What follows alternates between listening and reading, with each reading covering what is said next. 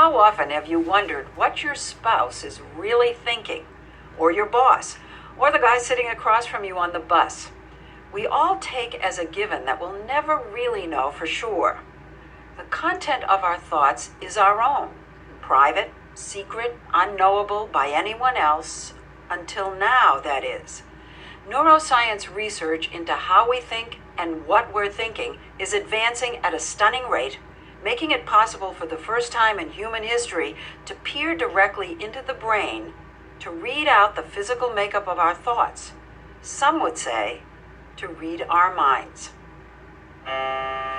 This is the technology that is transforming what once was science fiction into just plain science. It's a specialized use of MRI scanning called functional MRI, fMRI for short, that makes it possible to see what's going on inside the brain while people are thinking. Every time I walk into that scanner room and I see the person's brain appear on the screen, when I see those patterns, it is just incredible, unthinkable. Mind reading, what do you call it? Thought identification. Whatever you want to call it, what neuroscientist Marcel Just and his colleague Tom Mitchell at Carnegie Mellon University have done is combine fMRI's ability to look at the brain in action with computer science's new power to sort through massive amounts of data. The goal? To see if they could identify exactly what happens in the brain when people think specific thoughts. Okay, are you ready to get started?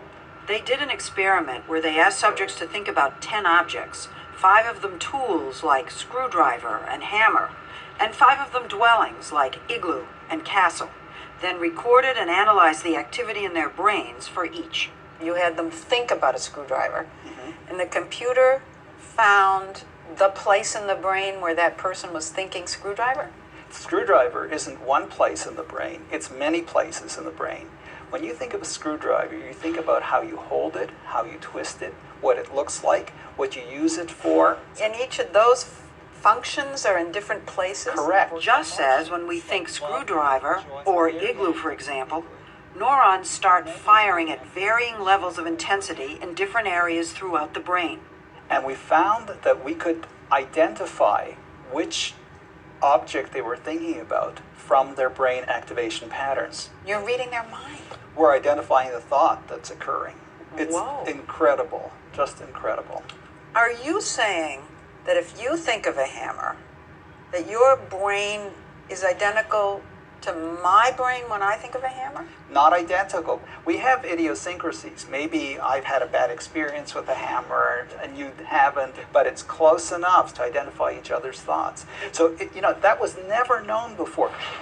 We asked if his team was up for a challenge. Would they take our associate producer, Megan Frank, whose brain had never been scanned before, and see if the computer could identify her thoughts?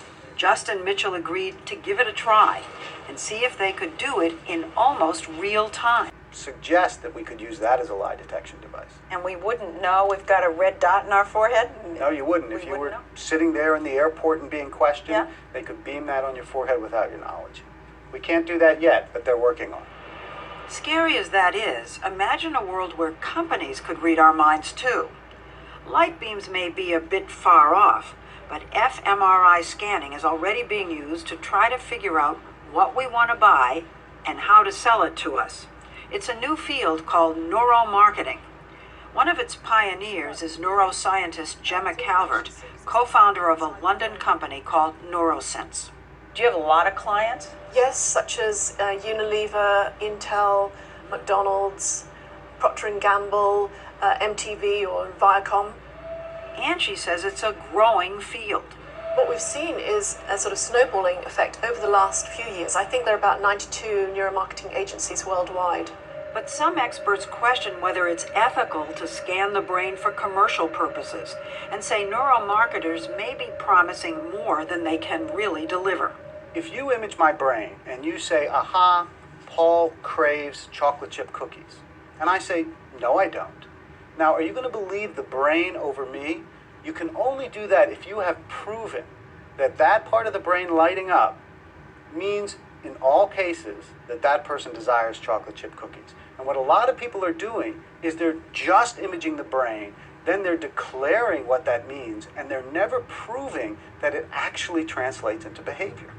You know, it's very interesting. When you show someone a brain scan, people just believe it. It just reeks of credibility. Absolutely, And, absolutely. and you telling me that's the area where people add and subtract, I thought, well, of course, he knows. But I could have told you anything. I know. So as brain imaging continues to advance and find its way into the courts, the market, and who knows what other aspects of our lives, one message is be cautious. Another is get ready. Back at Carnegie Mellon, Just and Mitchell have already uncovered the signatures in our brains for kindness, hypocrisy, and love. It's breathtaking Yes. and kind of eerie.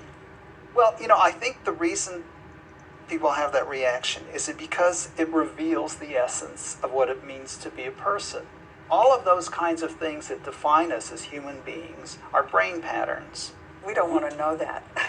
Well, That it all boils down to, I don't know, molecules and things like that. but we are biological creatures. Our limbs we accept are, muscles and bone. And our brain is a biological thinking machine. Do you think one day, who knows how far into the future, there'll be a machine that'll be able to read very complex thought, like, I hate so-and-so, or, I love the ballet because. Definitely. Definitely. And not in 20 years. I think in 3-5 years. Ample In does. 3 years. Well, 5.